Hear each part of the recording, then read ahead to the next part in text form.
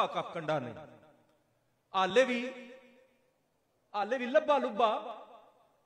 ऐसे ही हुजूर पीर सियाल लजपाल के पास एक शख्स आ गया, कहने लगा हुजूर बड़ी देर हुई आपकी बैत किए हुए, तो मिला कुछ नहीं। आपने फरमाया कि क्या गुस्ताखे रसूल हो गए हो? कहने लगा जी अल्हम्दुलिल्लाह गुस्ताखे रसूल नहीं हुआ। फिर आपने फरमाया गुस्ताखे अहले बैत हो गए? कहने लगा जी ना ना, ये ऐसा तो मुमकिन ही नहीं, सोच भी नहीं सकता। फरमाया फिर क्या गुस्ताखे सहाबा हो? अर्ज करने लगा जी नहीं, बिल्कुल भी नहीं। फिर फरमाया क्या अल्लाह के महबूब बंदों से इश्क नहीं रहा? कहने लगा जी ऐसा भी नहीं।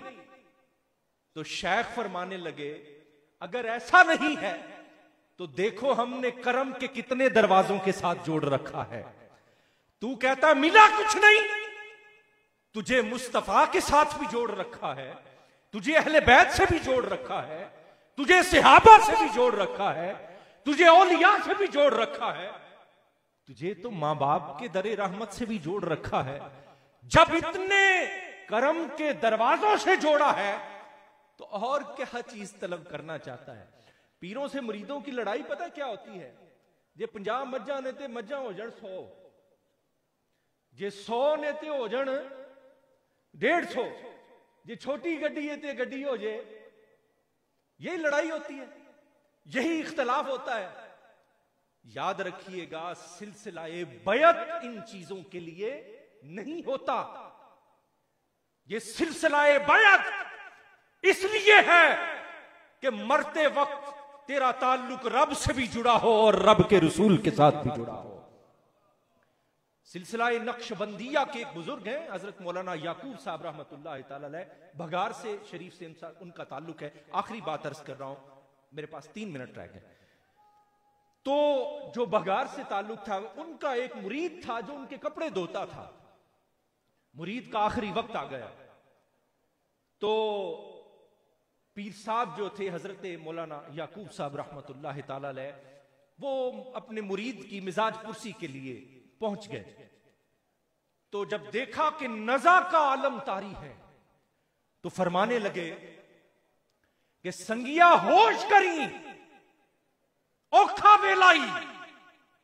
ये वो वक्त है जब शैतान इंसान को उस वक्त भी गुमराह कर रहा होता है। वो चाहता है कि इस वक्त भी ये दुनिया से जाए तो इस्लाम की हालत में दुनिया से रुखसत ना हो। तो शेख फरमाने लगे ओ संगिया होश करी औखा वेलाई। तो वो मुरीद जो था वो जाहिर है हजरत की कुर्बत में रहता था, तो उसने बड़ा खूबसूरत जवाब दिया अपने शेख को। शेख से अर्ज करने लगा साईं ये मेंढा वेला नहीं, ये वक्त मेरा नहीं है। ए साईं मेंढा वेला नहीं है, तेंडा वेला है।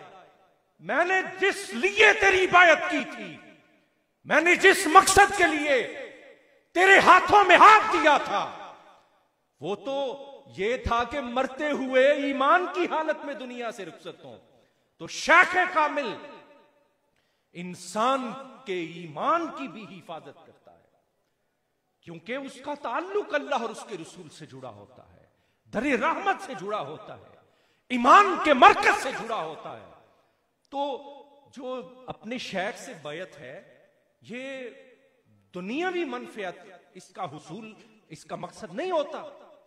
इसका मकसद यह है कि दुनिया भी गुजरे तो गुलामी मुस्तफा में गुजरे, और जब दुनिया से रुखसती हो रही हो तो उस वक्त भी शेख कामिल की निगाह उसके ईमान की हिफाजत कर रही हो, और जब कब्र में जाए तो ईमान की हालत में मार्फत रसूल हासिल हो।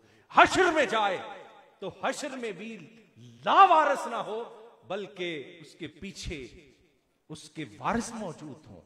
लजपाल परीत नू तोड़ दे नहीं, तो जिदी बां फड़ दे उन्होंने छोड़ दे नहीं। तो ये ताल्लुक दुनिया का भी है, आखिरत का भी है, कब्र का भी है, हश्र का भी है।